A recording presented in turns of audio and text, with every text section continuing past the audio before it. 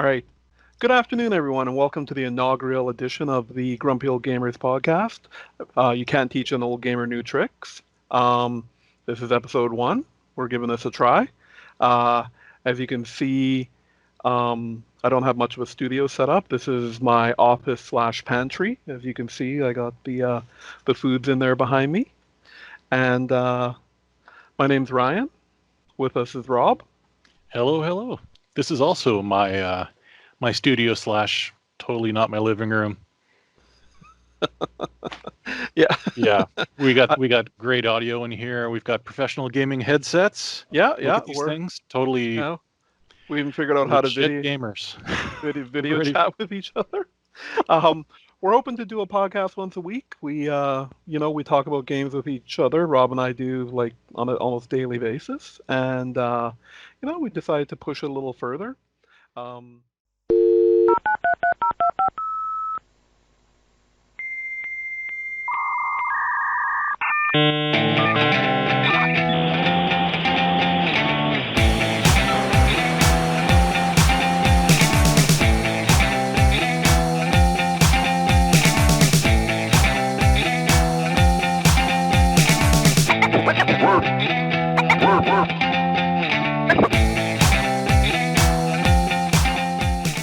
That's catching up now.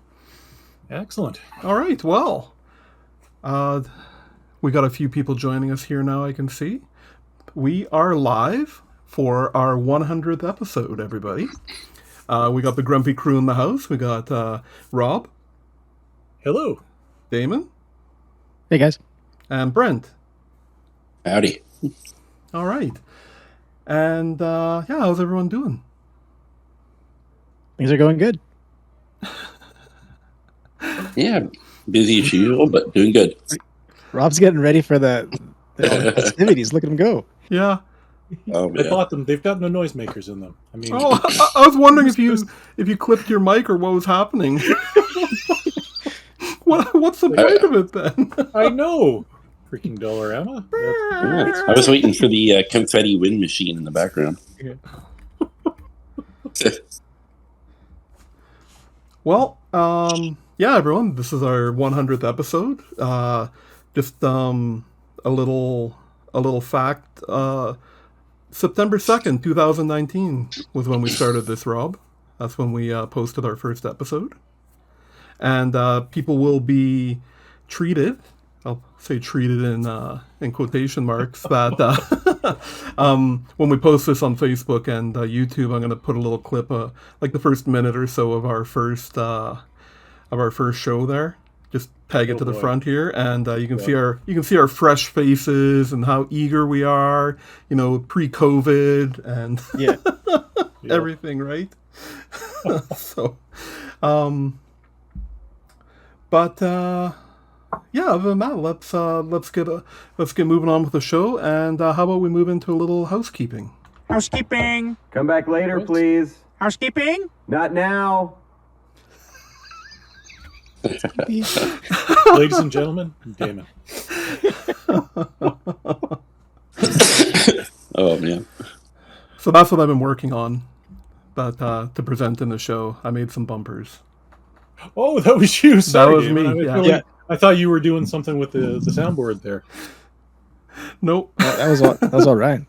Oh, nice. I don't even want to. I don't want. That's awesome. It's embarrassing to say how long I was spent working on these, but I got it figured out. The only little bit of housekeeping we have is we'll just mention, Buzzfro has given us the opportunity to be an affiliate for them, and that's who we use for uploading our audio podcasts. And you know what? They make it so darn easy.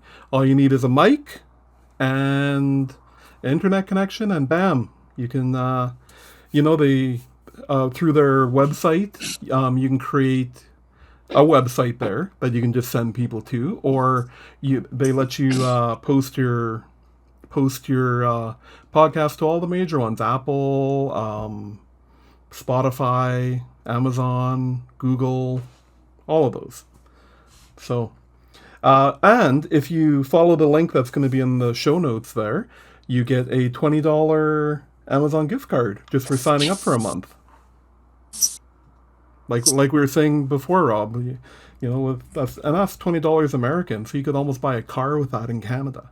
True, if you could buy a new car. If you could buy a new That's car. Oh, there you go. You can't really buy one right now. You could buy a nice used car. There you go. A nice Reliant automobile. A nice Reliant automobile. So yeah, check out that link if you have any aspirations to do a 100 episodes of a podcast. Should use Buzzfro. They're good people. All I'll right. definitely check that out myself. Yeah, do it. It's yeah, and you get the gift card. And we may or may not get a little Nice. kickback out of that. That works for me. Get a kickback for doing podcasts for the show. Exactly. There you go. All right. Well, let's done with housekeeping. Let's move on into news.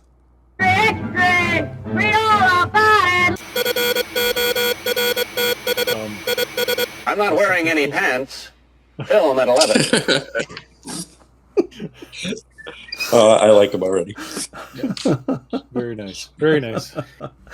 Well, yeah.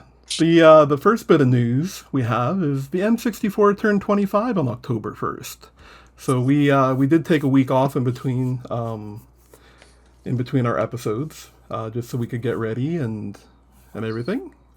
And this happened during that time. So that kind of helps realize why Nintendo finally decided to add something else to their online store, right? Like with the 25th anniversary happening. So That makes sense.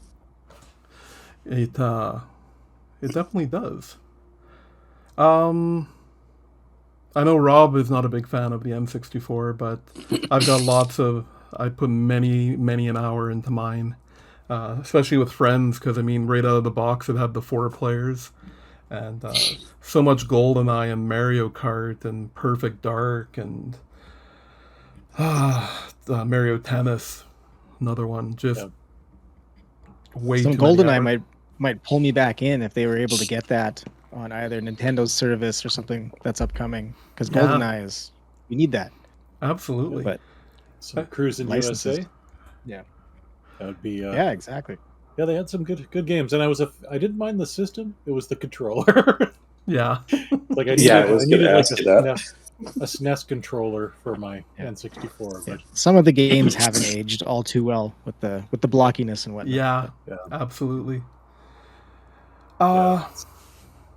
Well, sticking to Nintendo news, they had their final Smash Brothers event, and they announced the final fighter in their fighter packs, and it was Sora from Kingdom Hearts.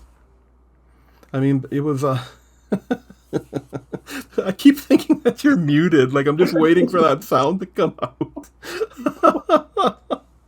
Man. Sora. So yeah, Sora was the final Smash Brothers character. A lot of people pretty psyched about that. I think it would have been a bigger deal had Kingdom Hearts not shown up on Xbox and PC and stuff.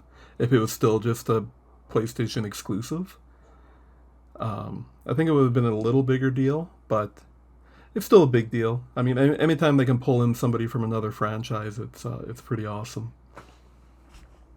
Also, with that, they announced that Kingdom Hearts is coming to Switch. Yeah, screen cloud version only.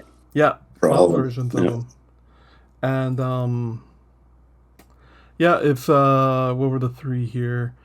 The Kingdom Hearts HD 1.5 plus 2.5 remix, the HD 2.8 final chapter prologue, and then Kingdom Hearts. That was 3. Rob's favorite. That Yeah, the that two one. the The last one. 2.97425. Yep. I remember him saying something about that one. Yep. But I mean, is it kind of weird that it's going to be a streaming only? Or do you think the Switch could handle at least the first one on its own? I mean, the first one was PS2, right? So you would hope so, but I guess it's remastered. So Right, they are the HD remasters of them. So that Right. were those done on the PS3 or just for PS4? think PS3. Okay. I'm not sure. Yeah, I think they were PS3. I mean, well, basically it comes all down to money. I mean, having to specifically make them for the Switch or make carts for them, just easier to do cloud versions. And it costs them a lot less too, and they're getting the product to market. So that was my thinking anyways. Yeah. No, that's true. One other thing I'll mention about Sora coming to Smash Brothers is they added some new Mii fighter costumes, and one of them is the Doom Slayer guy. You can get it as a Mii costume, and they have some stuff from Splatoon, actually, that you can add to your Mii fighter. So that's pretty cool. Yeah, that is kind of cool, especially Doom Slayer. Well, yeah, a lot of people were hoping that was going to be the final fighter, but it didn't end up like that. What I was thinking, because that was the whole thing last year. Doom Eternal launched on the same day as Animal Crossing. Right? So they had the whole Isabelle Doom Slayer thing. They even had like a little video about it and stuff. It was awesome. It was.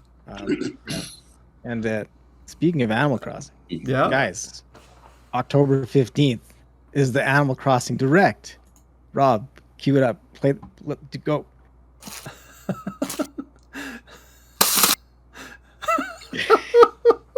Yeah, exactly. That's how stoked we are for the Animal Crossing. Okay, when's the last time you turned on Animal Crossing? Me? Oh, I haven't touched it in months. I went on a little Yeah, I went on a little bender there, and then And then played some Animal Crossing. yeah, yeah. As we all I think- have this year. It's Yeah, I don't know what's left for them to announce for Animal Crossing. I guess we'll see on the 15th. Maybe they'll draw the world back in because that's what everybody was playing. I think it had. I think it'll have something to do with. It'll be a Halloween event. That's what I'm guessing. Yeah. Right? Like they seem to do With Doom Slayer. a seasonal type thing, right? So. Yeah.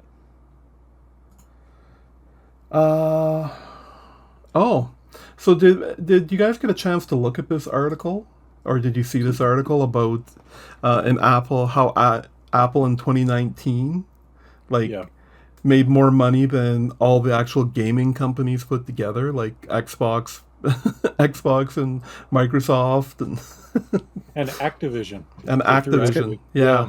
Who made more money that than sweet most countries. 30% cut they get. Yep. That's really what Yeah, it's. I saw that a few weeks ago. What was that, Brent? I saw that a few weeks back. Oh yeah, okay, yeah. But yeah, they made $8.5 billion in operating profits. Yeah. $8.5 billion, like, whoo. Yep. And yeah, it was a lot of it was attributed to the 30% that they get off of all the apps. So 31% of that revenue came from China, and 26% of it came from the United States. Wow. Yeah.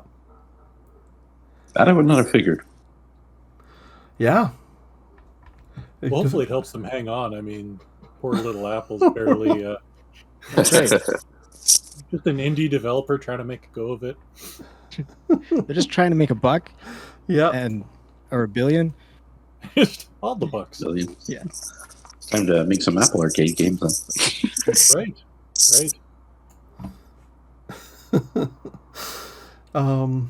What else we got here?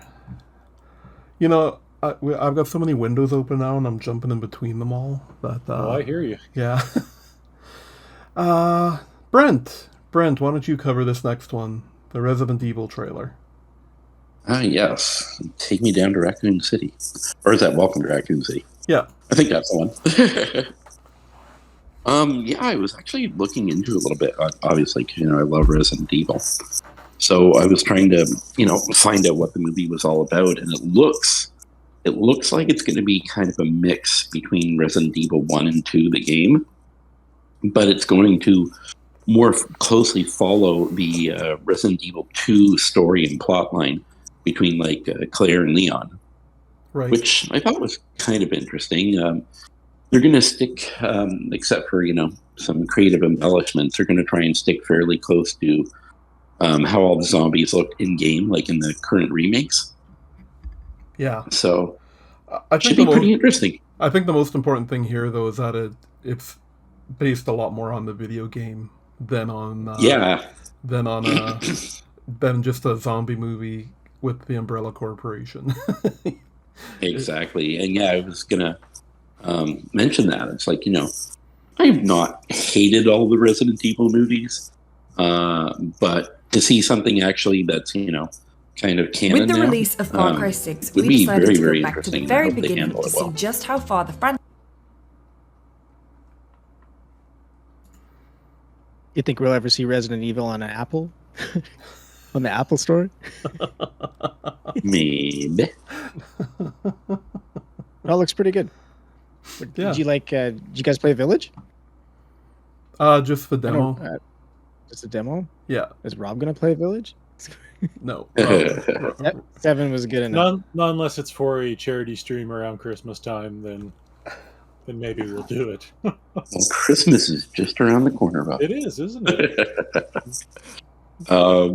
Yeah, I've got about maybe like 2 hours into it, but just being busy with work, I haven't gotten too much back into it, but really seriously want to.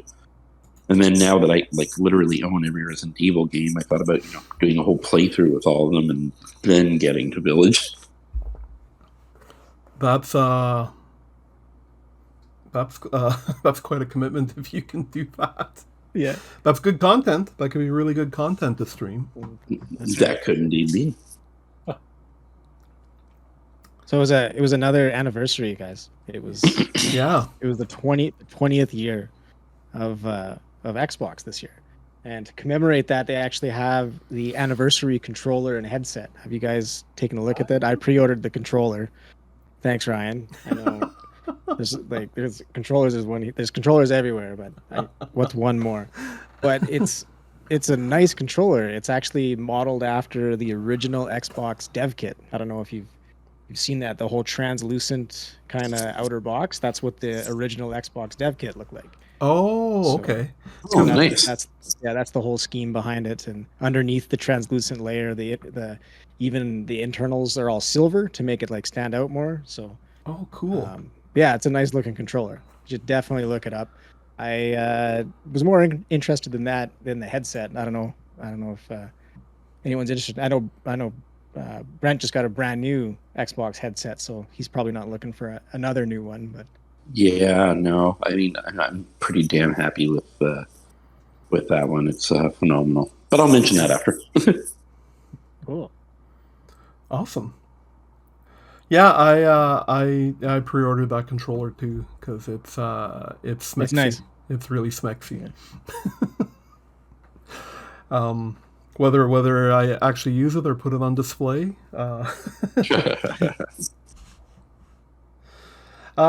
Brent, you put your name by another one here, the Grand Theft Auto Trilogy. I did.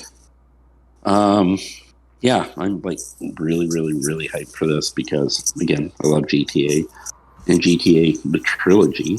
It's been a rumor for quite a while now, and really, really happy to see that they let the cat out of the bag, so to speak. The cat's out of the bag, and it's on my desk too. Yeah. I saw him in the background. It was just this tail, this diaphragm's tail floating around. Here now. Yeah. She likes you guys. Aw. So My cat's just no. The 3 titles in this trilogy, it's going to be GTA 3, GTA Vice City, and GTA San Andreas. Yeah.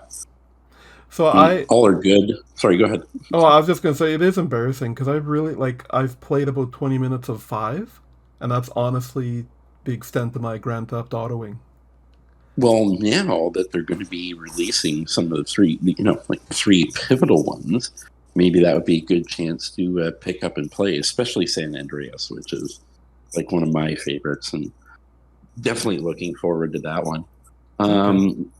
And the release schedule is interesting too. It's okay, so they're only going to be releasing last generation on December 7th for Xbox, PlayStation, and the Switch.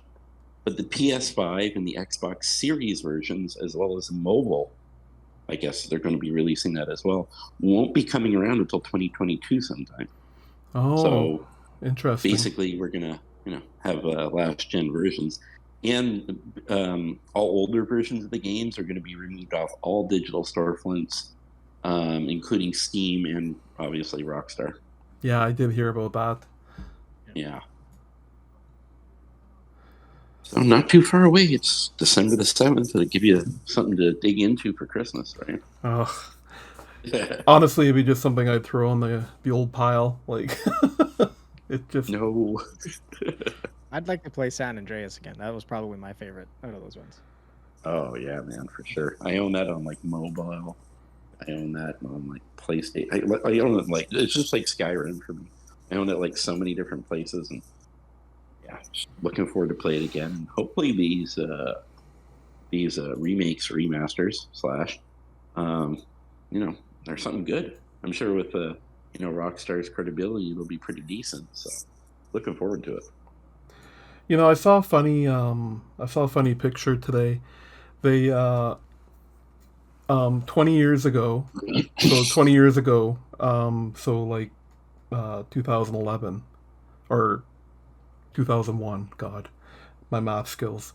So between like 2001 and 2011, they released something like 21 different games, and then in the last 10 years, they've released 3. You mean all the different versions of GTA 5? Yeah, well, pretty much, right? Like that's yeah, exactly. Yeah, there were 3 different PSP Grand Theft Auto games. Don't see that on a collection. Where's the Chinatown Wars? Nowhere. Yeah. Where's Rockstar Table Tennis? Where's 2? Where's that? Is that a thing? Rockstar Table Tennis is a thing. Oh, yeah. Oh man, damn. Yeah, it was for the 360. It was awesome. Wow. I have it. Yeah, Rockstar made a table tennis game. Anyways, Damn. I'd actually like to see them do something with Bully.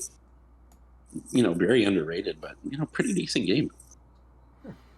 Yeah, that could be a tough one to sell in today's climate.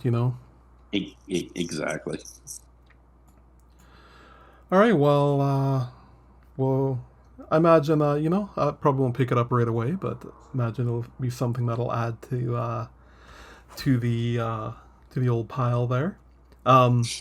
Next up, Rob came to us looking for voice of reason, and he just came to the wrong group. Wah wah. Rob? Yeah. So, Intellivision, a company that still hasn't announced exactly when they're releasing the system, had an announcement that you can get limited edition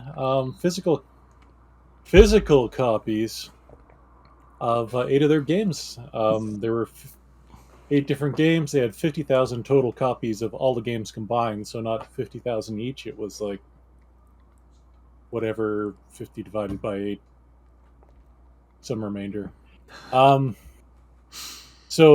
But instead of being physical media, and yes, of course I bought it because I'm an idiot. It's got the box, and it's got inside a little instruction manual, a little kind of holographic card that it's like one of those old 3D holograms from like the old Image comics from the 90s there. A lenticular? Is that the word? I'm going to start using sentences now anyway. Yeah. So a I little... might have made it up. I don't know. little collectible coin, and the physical media, which is not a cartridge.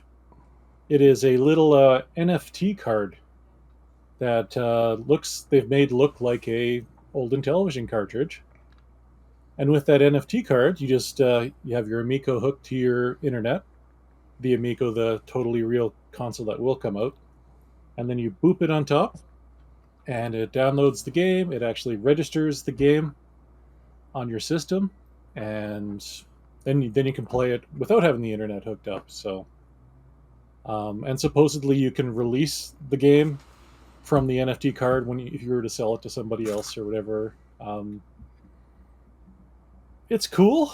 Like we were talking about there, it's the first game, I believe, to use NFT in any sort of function. So It uses Neat. blockchain too, or whatever, to Yeah, keep track of yeah. all that, right?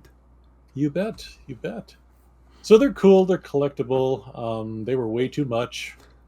There's probably still some out there if you want to go look for it on Intellivision's website. But From a collector standpoint, Rob, it's the first gaming NFT, unless I'm incorrect. But like that's, I mean, I think we might I'm have seen sure it a is. slice of Yeah. the future.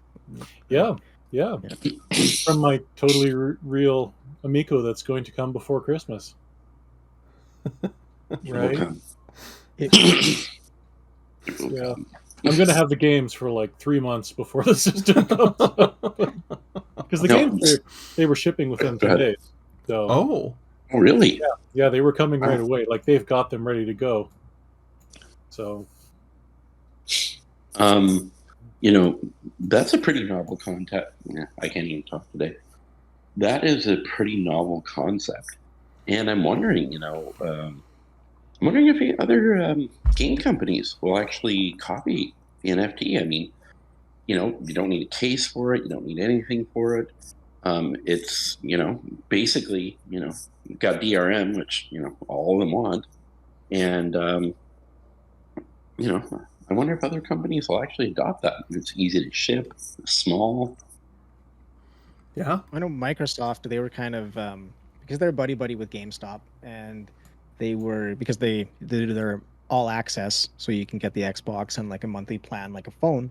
And they were tossing around the idea of somehow being able to get digital licenses for physical games, so you would still go and trade in your physical games, and you could get digital versions for value. And I have a feeling they might be looking pretty close at this and be like, we're gonna rip that off because it's in the blockchain. Yep. Yeah. I think even Sony was talking about something similar before the PlayStation 5 came out, about being able to, trade in digital games for a percentage and use them to buy, more digital games. So all these concepts banding around could for a very interesting gaming future.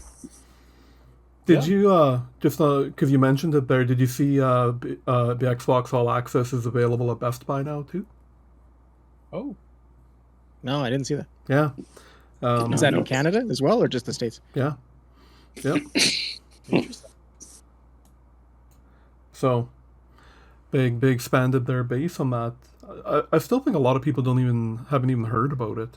I've mentioned it to people because they'll be like, "Oh man, I can't afford the to drop on a Series X." I'm like, "But you Is there can." hardware available? Yeah. Is there hardware existing yet? Or is that just the PS5 that's sold out everywhere?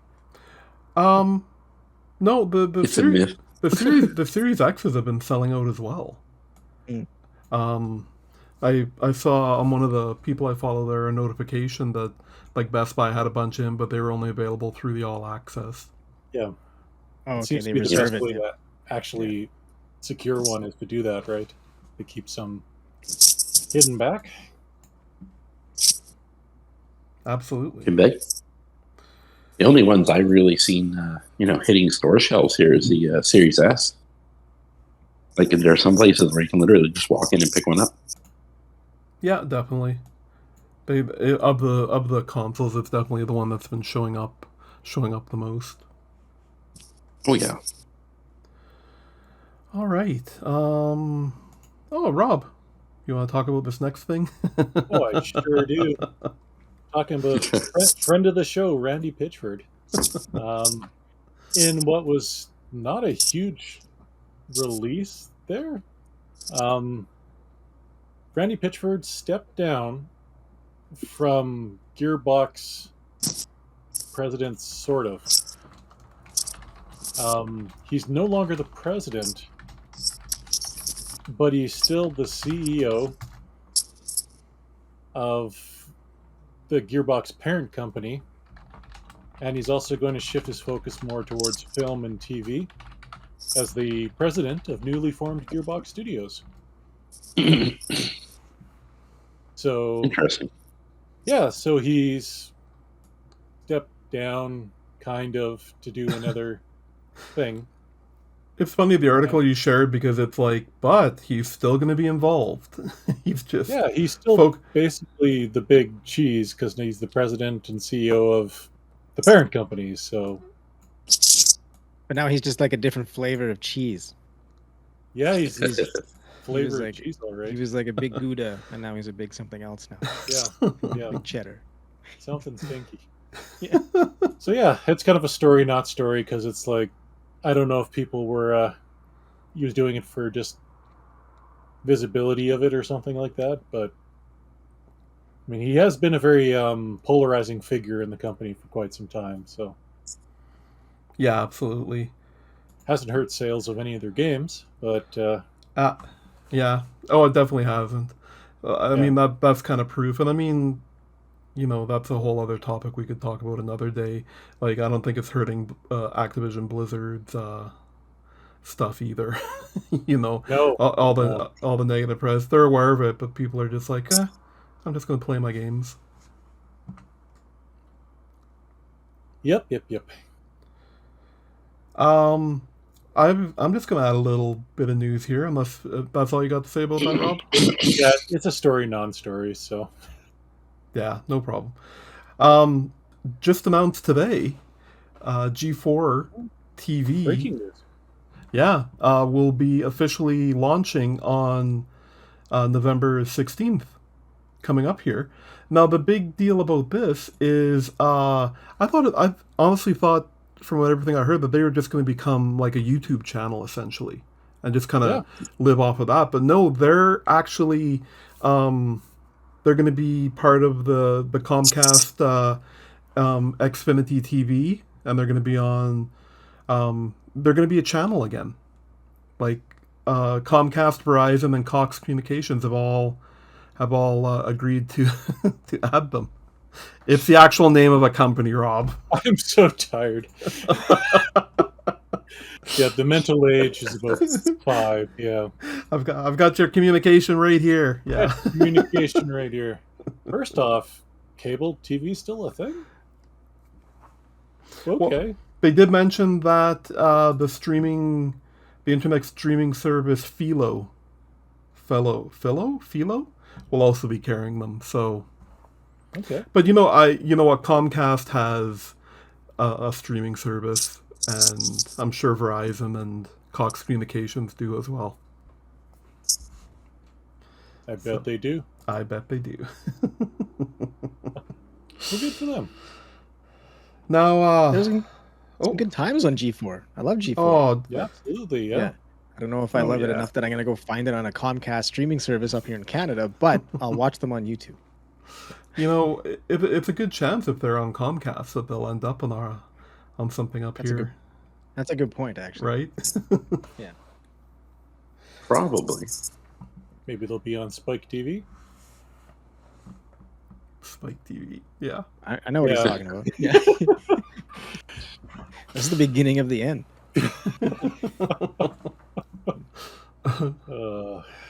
Speaking of the beginning of the end, You're right. the Excellent Battlefield, Segue. the Battlefield 2042 beta.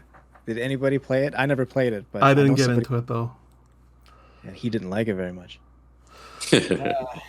So yeah, I guess yeah, there's some technical problems, and he played it on PC. I think he's got like a 2080 Ti, like an i9. Like he's got a pretty good rig, and it had some issues. And I guess he was saying it wasn't just graphical problems, which were abundant, but there was also like game design core issues. I know, Ryan, you're a huge Battlefield player. I don't know, Yeah. have you heard anything about their changing of like the hero specialist kind of roles instead of a class system? I did, and that was one of the things that I always really enjoyed about them, because I mean, you had your support, you had your infantry, you had your heavy, and you had your sniper essentially, and even in back in Battlefield 5 here, you could I mean, you could personalize the crap out of them, but you still have those classes. And this new direction they're going in is very Call of Duty-ish, because basically you just pick the character, and then what would be a class thing before, like being a medic or something, is just like something you put in your backpack, essentially. Right. So it, yeah, I don't know. I'm not. Yeah, he was saying like the balance of it is just it's all messed up now, because just like even when you're picking in the pregame lobby, it just the teams can't really mesh well together. You can't really balance your team that way, and this is among all of the graphical and other issues that they were having with it. And one thing he said kind of stuck out, and that was he imagines this is what Halo Infinite would have been like if they didn't delay their game by a year. So. Right. Yeah. So I mean, but it could be fixed. But I mean, we're talking about EA. So I mean, there was Star Wars Battlefront 2. Mm-hmm. There was Anthem. What else did they? There's a few other ones. Mass Effect Andromeda. Can't forget about that. Yeah. Every sports game. Every sports game. So I mean, it's. People, I mean, it sucks because people are hyped for this. Like after seeing the name's skipping my mind right now, the crazy like Battlefield moment mode where you can just create these crazy maps and stuff, right? I mean, people are looking forward to this, and everyone's holding Battlefield 4 as kind of the one to beat. Because 1 and 5 have definitely not achieved that. But were they all made by DICE, or was there another developer? Were they? Okay. No, they're all DICE games. So I took my own advice, and I haven't pre-ordered it yet as much as I wanted to. I'm not gonna do it. Not gonna do it. Not gonna do it. Don't do it. Wouldn't be prudent. Wouldn't be prudent. There's a old Saturday Night Live Dana Carvey for you. How you like that? Ross, that was his Ross Perot, right? George W. Or George, not George W. George Senior. George Senior. Wouldn't be prudent. I'm just hoping that Dead Space is okay. That's all I gotta say. Yeah. Yeah. Anyways, so I'll be anxious to see what comes out of, because I did read this story just this afternoon that pretty much everyone who participated in the beta received a survey, and so I'm really hoping they take that to heart. One of the big questions on there was, do you like the new class system, or do you like the new specialist system versus the old class system? And giving people a chance to actually vote on it, because it's something that people are not happy about. They're a month away from launch, and they're like, do you like these game mechanics? Oh, man. I don't know. That seems like trouble to me. That seems like that. Oh man, people are gonna be mad. I think so. I don't. But it was a 2-month-old build. Oh, that was in the beta. Right. That was the beta. Yeah. So. Okay. Which is a weird choice. Yeah. Yeah. Or you can pay $4.99 for the DLC that upgrades the mechanics. Yeah. Fingers crossed. I was hyped to play it too. Now I'm like, I'm gonna wait. Yep. Yeah, it's funny. I was talking with my friend Sean last night. And we've been playing Apex a lot together, and we were talking about whether we're gonna get the next battle pass with, because we're both like big Battlefield guys. Like we're pretty hyped about it. But reading some of these stories and things, and then also pointing out that Halo's coming out in December. And that's going to be a free-to-play, like, online multiplayer, right? So, and it's pretty polished already. Like, yeah. There's nothing weird. I'm not, like, falling through the map or, like, running through a wall or anything bizarre. Like, it was... They've they put some work into it. So and it's free. Like you don't even need. It's not even on Game Pass. It's just free to play. Yeah. So I mean, it's a really good selling point I think for the Xbox now is you get a Halo multiplayer for free. Yeah, exactly. Now, are they going to be doing that on PC as well? I would assume Making so. the multiplayer free? Yeah. Yeah, I would think Oh, so. yeah. Because They want to take on Call of Duty, I think. Yeah. I think and Ooh, that should be interesting. maybe to a lesser extent Fortnite. So interesting stuff. It'll be interesting to see how this all folds out in a month. When when it I think Battlefield 2042 had a bit of pressure to release before Infinite. I think maybe that might have had something to do with it as well. Yeah. And it's EA's flagship into the holiday season too, right? Yep. Because I think that getting it out by that date gets them out before Black Friday. If like super close to it, right? So yeah, true. So interesting stuff. Well, how about we move on into what we've been playing? Shall we play a game? Let the games begin! Do you want to play a game? Oh, okay. Do you want to hear that again? I love it. Shall we play a game? Let the games begin! Do you want to play a game? Oh, okay. Very nice, very nice. Who I'm wants digging it.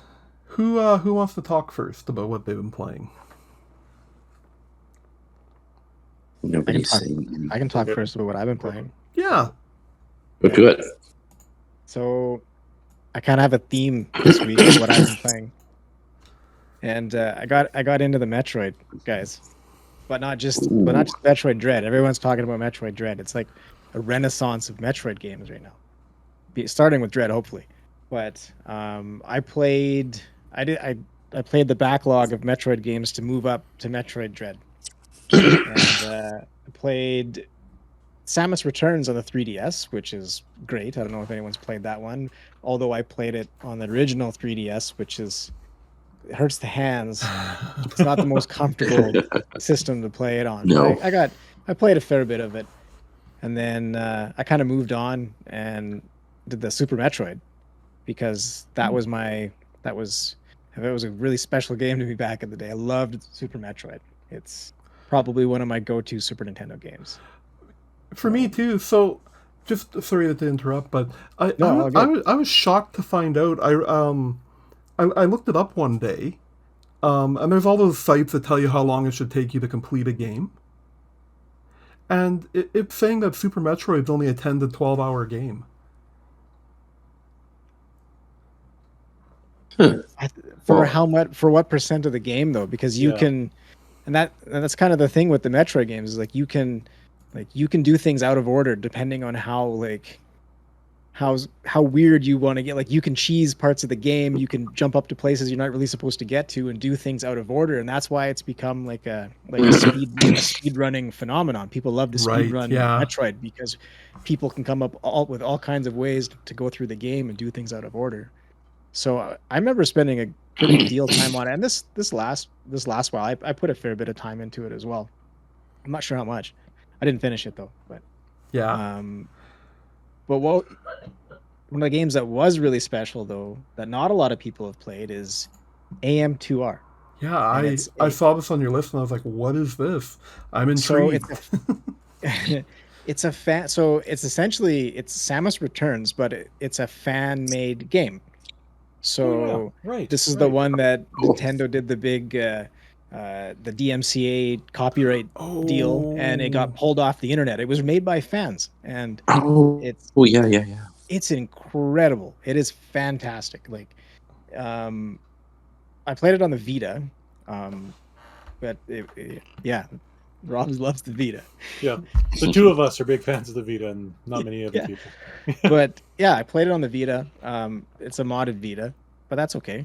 That's how I played the game. But you can get it on PC, you can get it on Mac, you can get it on Linux. Sorry, should that was just definitely- awesome. It's a modded Vita, but that's okay. Yeah, it is okay. You can do that. Exactly. Yeah. Exactly. It's incredible what a group of dedicated fans were able to do, and this just kind of highlights what the issue was with Metroid to begin with, is that there's such a dedicated fan base and not a lot of games. So it was really good to play. It's whatever way you can try and just play a little bit of it, just to see what a fan-made Metroid looks like, what people believe that they want in a Metroid game, not what Nintendo thinks that we want in a Metroid game. And a lot of love and care went into it, and it makes me really excited to play more of Metroid Drag, because I only played it for like an hour because I'm old and I'm tired and I had to work today, so I only got to play it last night. But the initial reactions are nothing short of mind-boggling after like staring at like little tiny screens and playing Metroid and then playing on like, you know, like my TV and stuff like that. Like what a difference it was just to like a filled out Metroid game. So I'm really excited. Yeah, I'm super stoked. They kept that parry mechanic, right? From Samus Yeah, and they've Returns? they've extrapolated on a little bit, because now you can do it while moving. Yeah, okay. So that the game is fluid. That's just everything about it is fluid. The animations are just incredibly fluid. Everything, like it's smooth as butter and super responsive, and definitely use a Pro controller. Okay. That's Nice. Yeah, you definitely want to use a Pro controller. I don't know if I'm going to be able to play that handheld or not. So. Yeah, that might be a little, because I heard like you literally utilize like every button, Yeah, every exactly. trigger, everything just to play the game, and I was just like, oh, okay. But I mean, I haven't unlocked anywhere near, like I've played for an hour, so I'm sorry. I had too many other Metroid games to play. I was playing that fan-made Metroid game too much. Well, and thanks for bringing that up, Damien, because honest to God, I've never heard of it. But I will try it on my That's Okay modded Vita. And that's okay. And that's okay. Awesome. And it's encouraged by me. So there you Well, go. you know. Sanctioned by David. That's right. Sanctioned by David.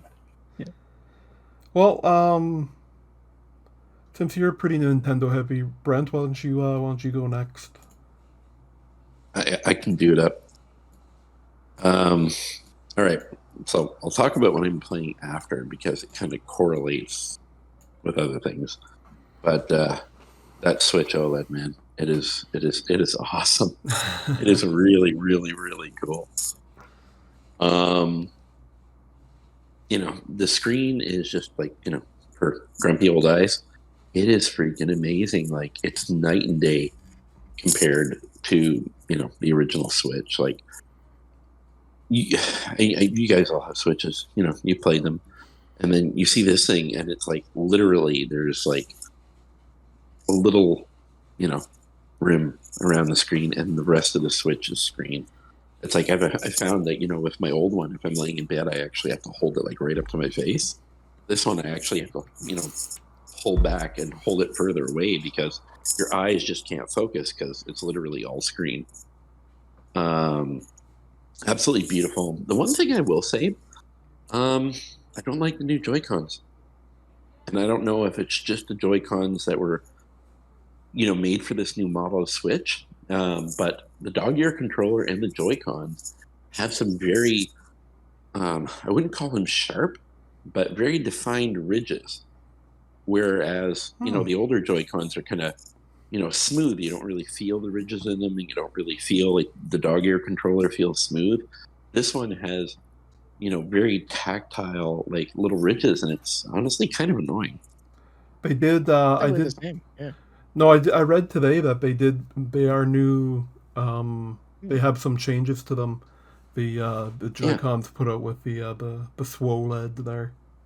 Yeah, well, I mean, they're nice Joy-Cons. I mean, I would say maybe the thumbsticks are a little bit stiffer. The buttons aren't, you know, same as they are on the regular Joy-Cons. But yeah, it's just like those rounded edges, like, you know, where the top kind of rounds off and then it goes onto the side. And then there's that little strip. that little strip has like a very pronounced ridge on it, and like all the way around, like the top and bottom of that little strip. And yeah, I found it kind of annoying. Like almost, I mean, just to me personally, it felt kind of like not well machined, like not well put together. And same thing with like the dog ear. It's like the one off my old Switch. It's very smooth with the grip.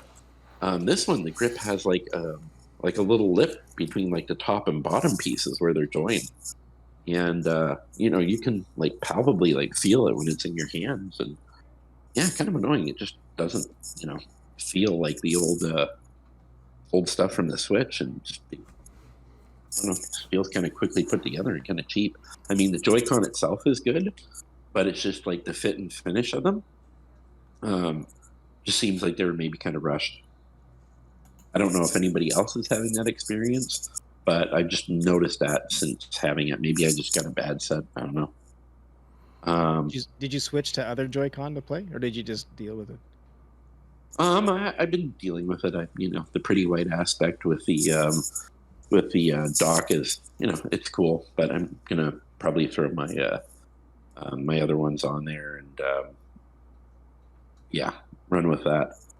I still haven't got a Pro controller yet, so probably will pick one up, soon. But the unit itself, absolutely phenomenal. The screen is great. Now, I know Nintendo has said that there are no graphical upgrades at all, but I almost want to beg to differ because getting to what I've been playing now, I've been putting a lot of time into Diablo 3 because I actually want to finish it. Because I keep like, it's like this character's good and this character's good, and then when I start getting great gear on one character, I pop it in the stash and then think, well, I could start another new character now that I've got all this cool gear for them, and so I'm getting kind of sidetracked. So I've kind of amalgamated everything into the Demon Hunter now that I have some really good gear for it, and pushing on to actually finish the game. But I will say, handheld, the game looks, phenomenal. Like I played it on PS4. I own it on PlayStation. I own it on Xbox as well. And I had it on my big 4K TV with the old Switch, and it looked a bit muddy. You couldn't tell what some things were even in handheld mode. It is like beautiful. It is sharp. It is clear. It's like almost on par with like the PlayStation and Xbox versions. And I've noticed even on my TV, it is cleaner, more defined, and better looking. So I know they said they haven't put any graphical upgrades into it, but I'm sure as heck seeing some in the games. Like, I mean, they just look better on the TV and they look phenomenal handheld. So awesome. I'm sure a little something's happening there because I played Diablo on enough systems to know what it looks like, and especially on the Switch. And it's looking. Things are looking better, both docked and handheld, with the OLED. And even though there's no quote unquote graphical upgrades, it just is looking better. Like it's looking great. Okay. So I've been playing a lot of Diablo.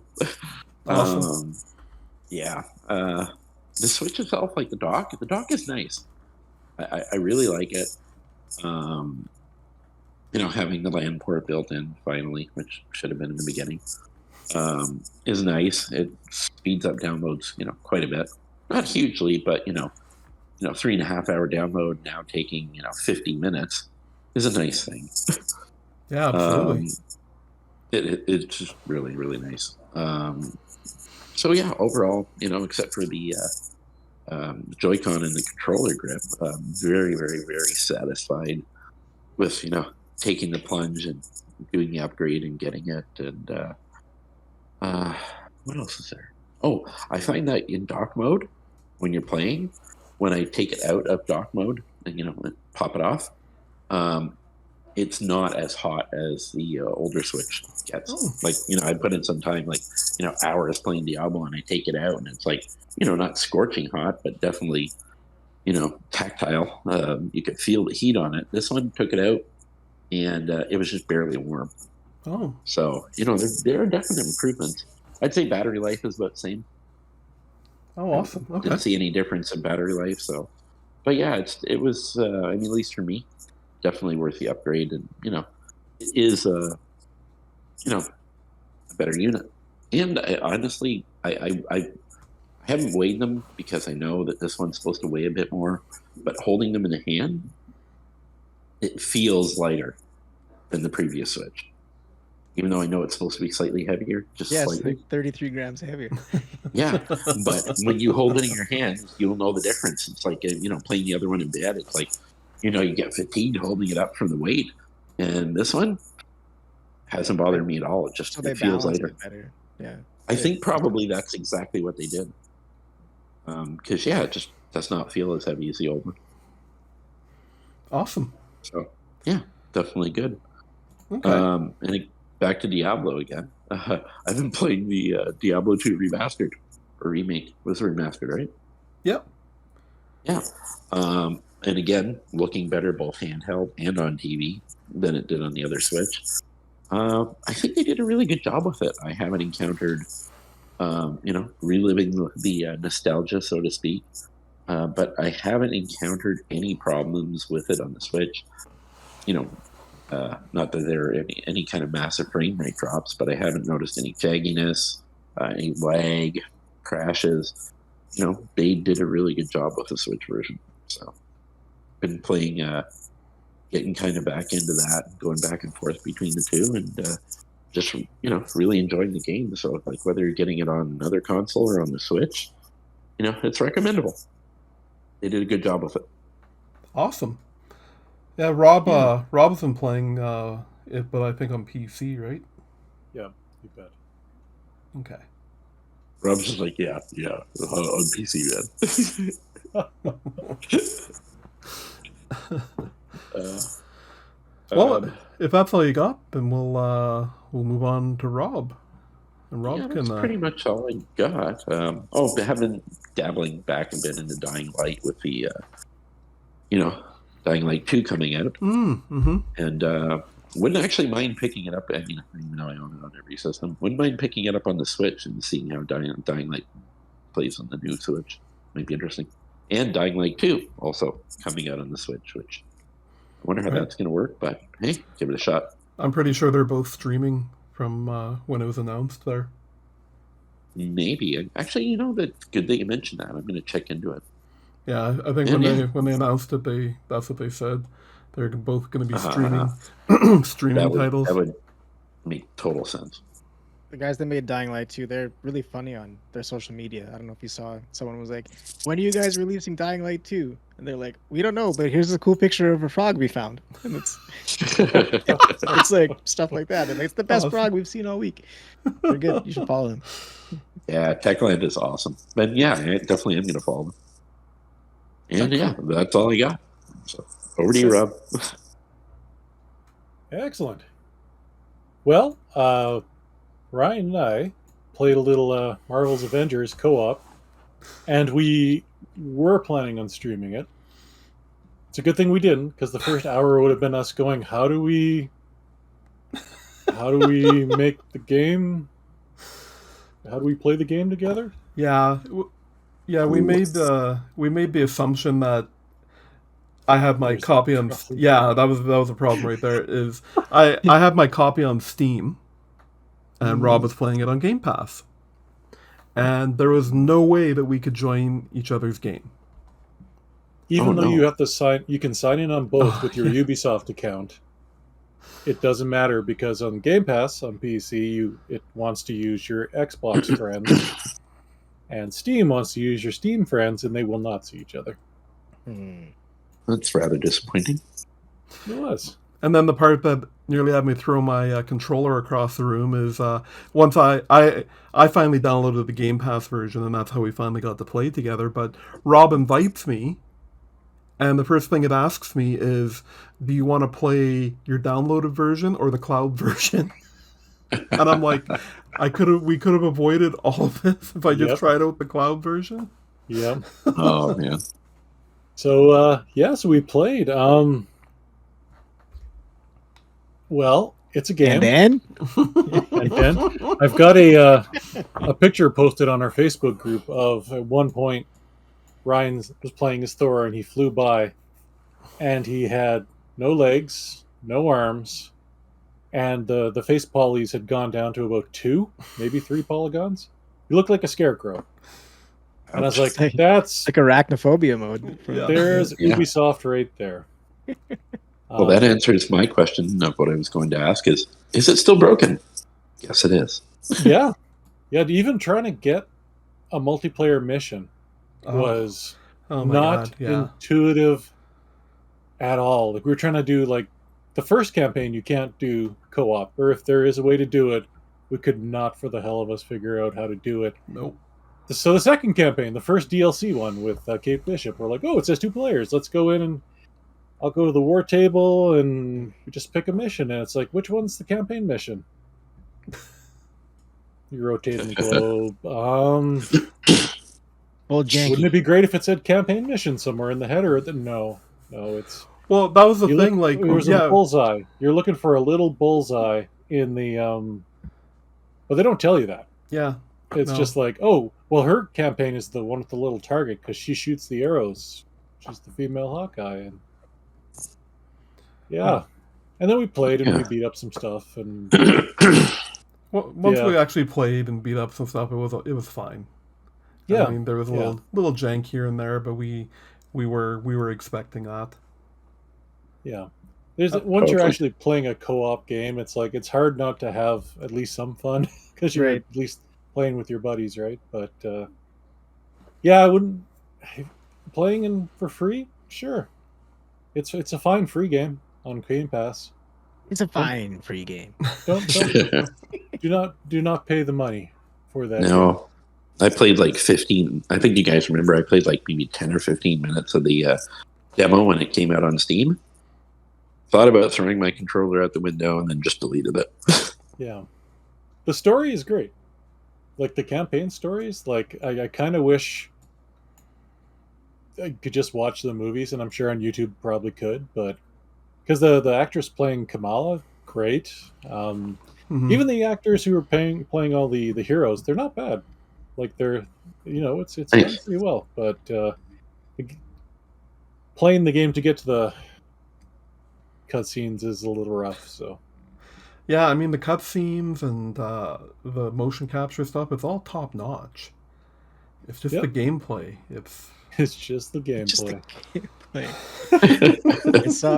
I saw in the heading of an article, and it was pretty heavy-handed, and I'm pretty sure it's just like Crystal Dynamics just needs to give up and move on from Avengers.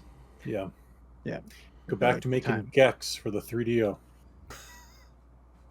I played that. Dude, I played Gex. Crystal Dynamics. Yeah, they had a huge contract with 3DO back in the day. There was a point where every second game was made by Crystal Dynamics. Oh, interesting. Did them a lot of good. Oh, wow. Speaking of doing a lot of not good, also tried part of having Game Pass Ultimate. You get 10-hour trials of EA titles. So I'm like, hey, let's try the new NHL with the Frostbite engine. I don't know what I was expecting. It's the same damn game. Oh no! But now they have creepy eyes. But with the Frostbite engine. Yeah, that's the Frostbite engine. It's like they look a little more realistic, but the eyes are just like. They stare into your soul. Yeah. I mean, it's still a really Ultimate Team heavy. It's an EA Sports game, right? Like, there's no new features. Yeah. There's no new. So, yeah. I have my hopes up a little bit. I'm like, new engine. It could be nice. Yeah, I mean, it looks. Boy, I mean, it looked pretty good without the Frostbite engine, but the motion's a little bit better. Like but the eyes are creepy. It just kind of takes away from the whole thing. So yeah, I'll wait till that's $5 and then maybe pick it up. And it's got Austin Matthews on the cover again because there are no other hockey players in the NHL. His creepy mustache. He's been like twice in the last 3 years or something like that. It's like there's no one else you can pick. Nobody. Anyway, go Toronto.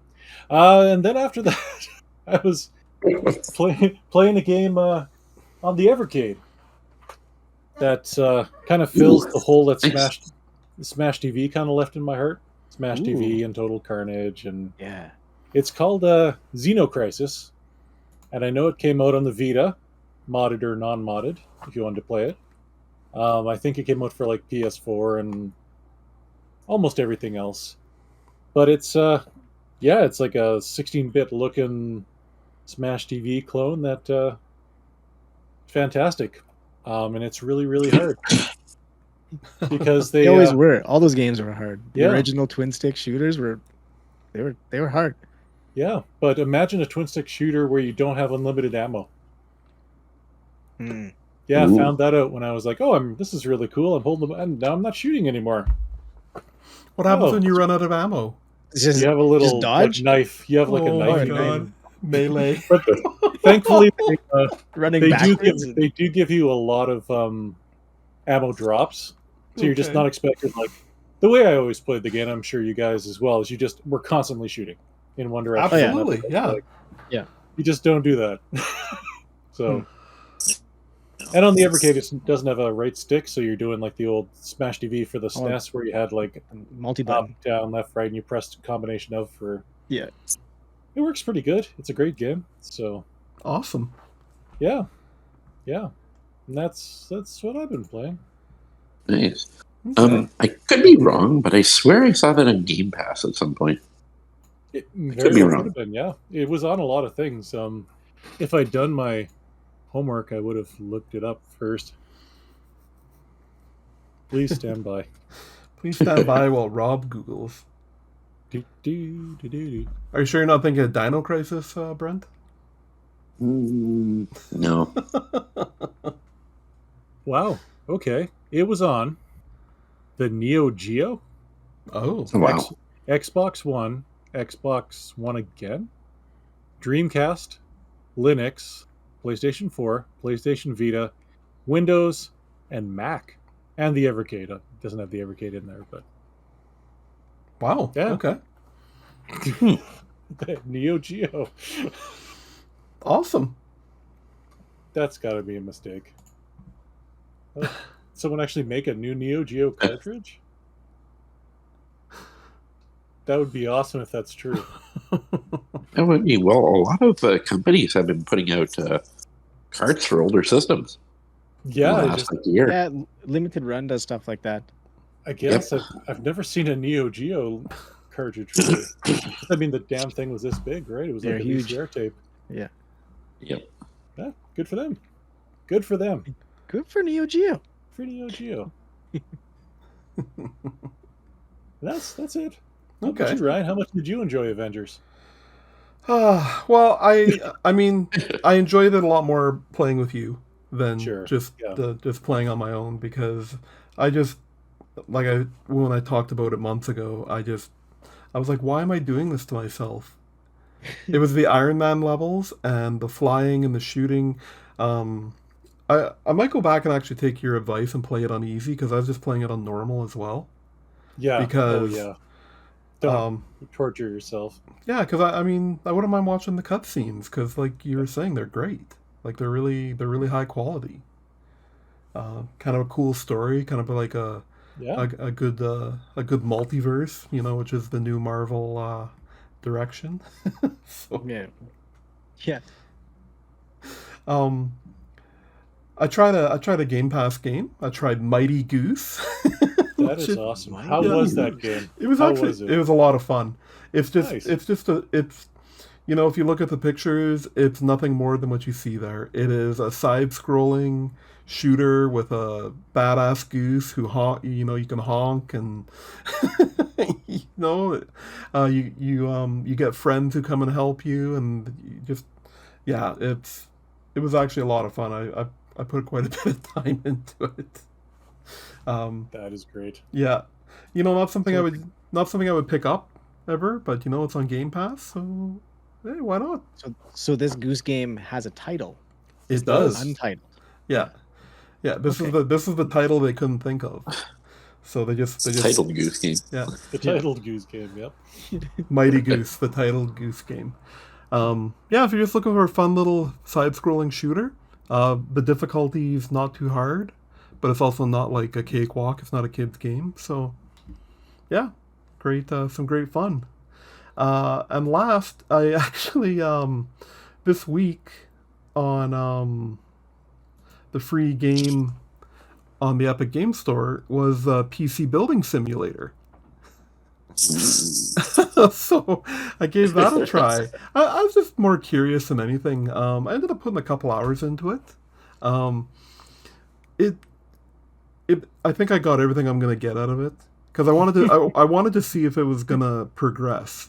And basically, like, you get a PC that you put on your workbench, and like you got to take the screws out to take the panel off, and then whatever part you're changing, you got to remember, is there screws, or there power cables, or there data cables, like if you're putting in a hard drive or changing a cooler, and they want you to put make sure you put thermal paste when you're putting a new cooler on your processor.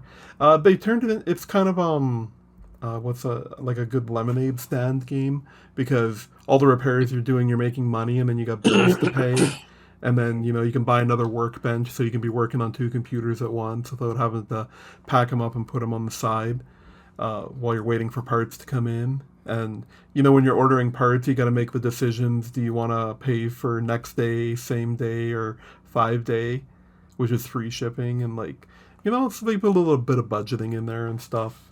But the thing, like, so you get your work order, and it tells you exactly what to do. It's like, install hard drive. So you go and you click around where the hard drive should go in and put it in and connect it up, and that's it. Like, I don't know if, as you get on further, if you're left a lot more to your own resources, where, like, most of the problems that came in were antivirus. They're like, please install antivirus and clean it up. Oh, and that was another thing. You get a can of air and you spray out the inside of the computer, like, to blow all the dust out. And yeah, if you're looking for some just mindless activity stuff, that is your game. Nice. PC repair simulator. And also the only way to get a 3080. I hope we made that joke. Yeah, do you have to sign up for stock alerts for parts and stuff? Do you have to do any of that? Or, No. like, do you have to overpay because a scalper bought your things and wanted to get off the internet? That should be the DLC. That should be in there, right? The scalper DLC. There you go. Yep. Is that why you're wearing your T-shirt in honor of the game? Yeah, absolutely. Nice.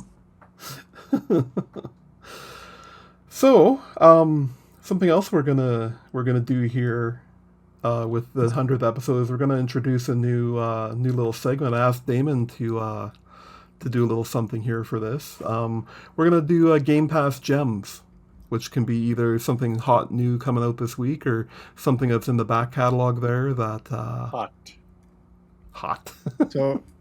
So there's a lot on Game Pass. Like, I was scrolling through, I'm like, okay, should I play a new one? And then I like looked at how many. There's an insane amount of stuff on there. It's getting excessive. No, that's not true. Don't say that.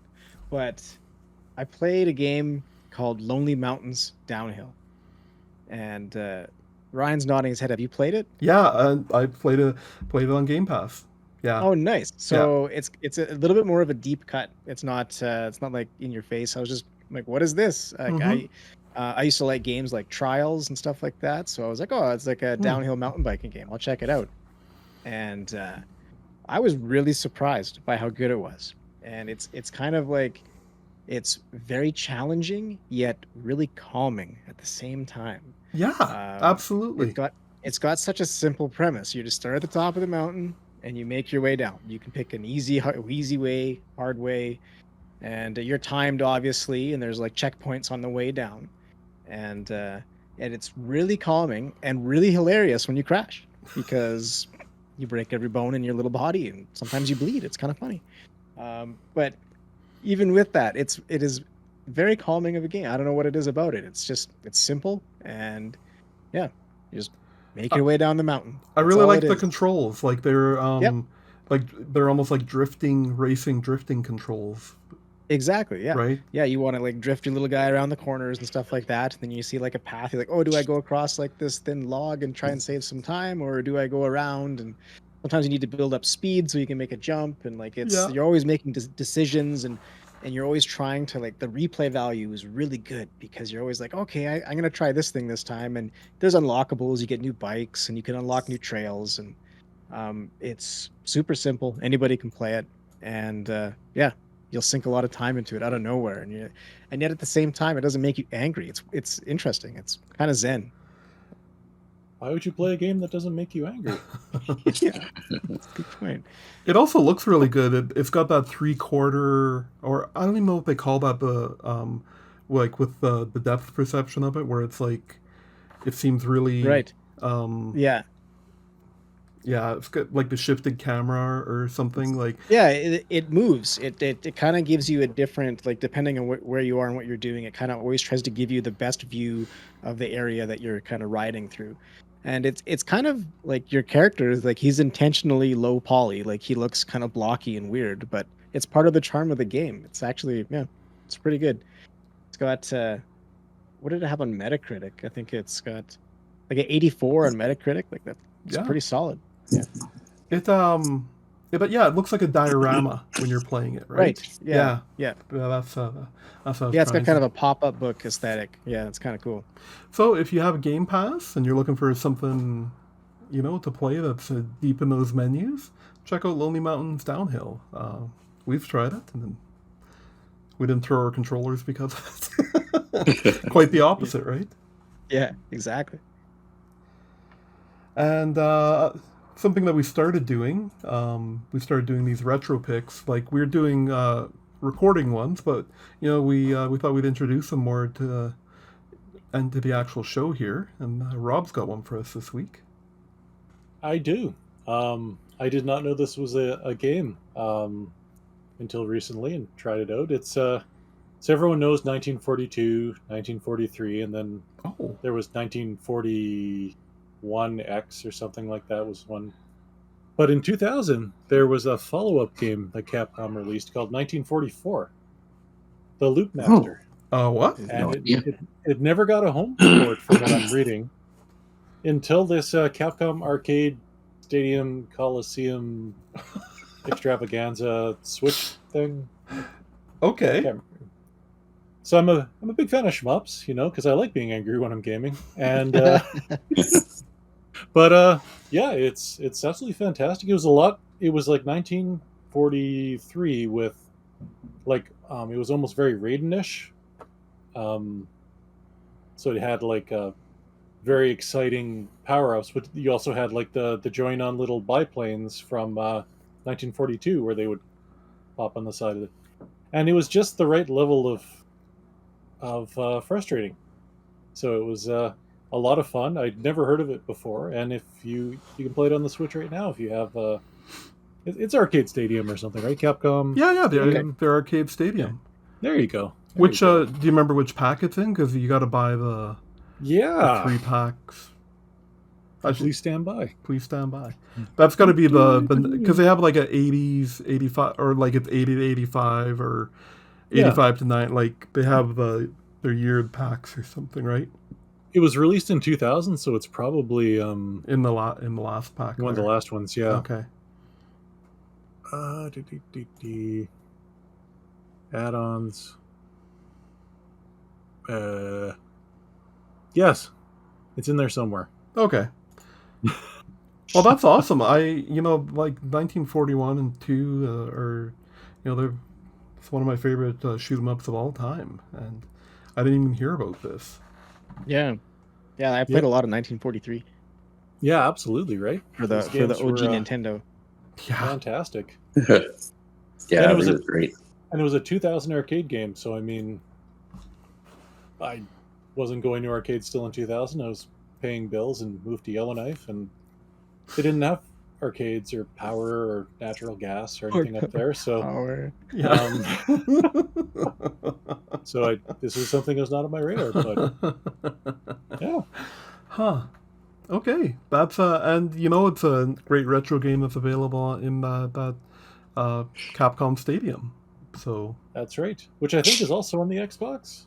yeah, it's At least according to the page. yeah, it's everywhere now. It was Switch exclusive there for a while, but Yeah. Awesome. There you go. Excellent. Okay. Well, I think I got one quick one. Oh, sure. Yeah, the Castlevania Anniversary Collection. Oh, yes. It's on sale on the Switch, and I've jumped in. I'm going to do like full playthroughs on them, but I jumped in and checked them out. And with the there's a history book on the history of Castlevania. And it was a great buy on sale, and I think they did an absolutely amazing job on just putting the games together, how they play, ease of use. Got to fire it up on the OLED though. I haven't checked it out on that yet to see if there's any major differences. But yeah, for retro pick of some older games, they're really well put together package.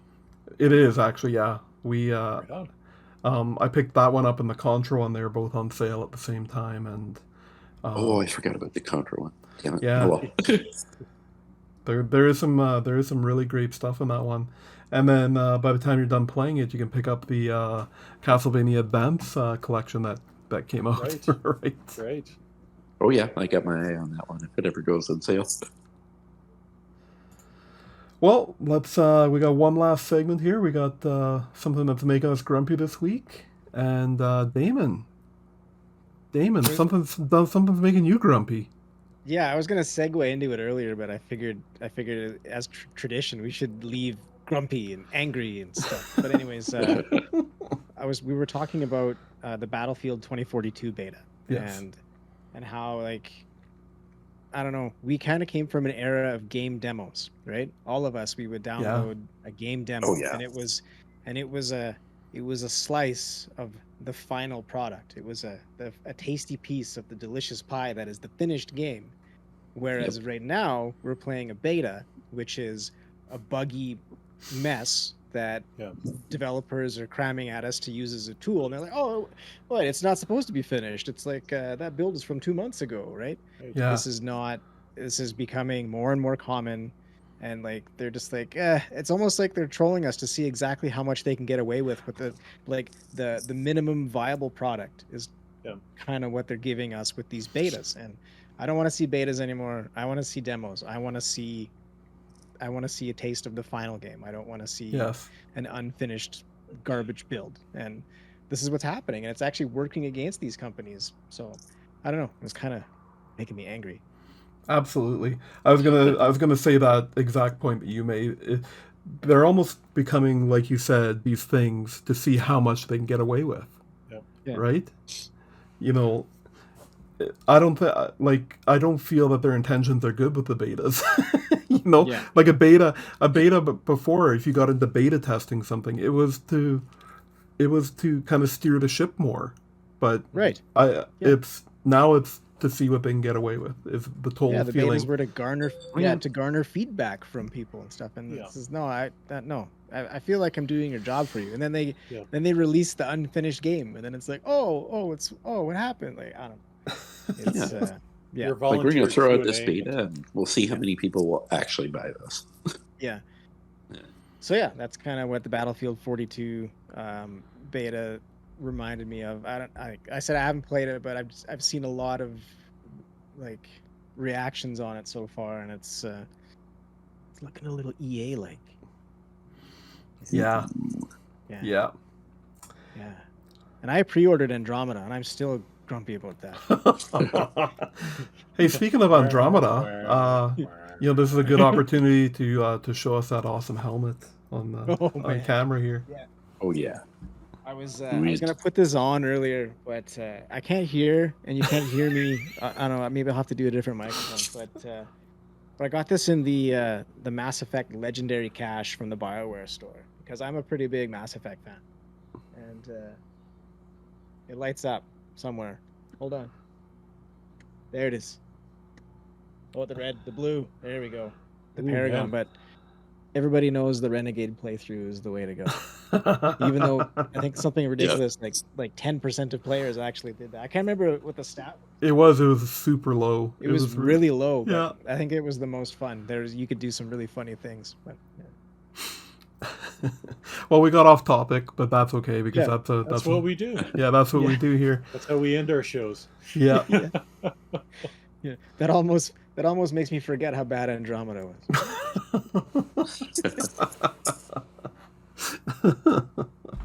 All right.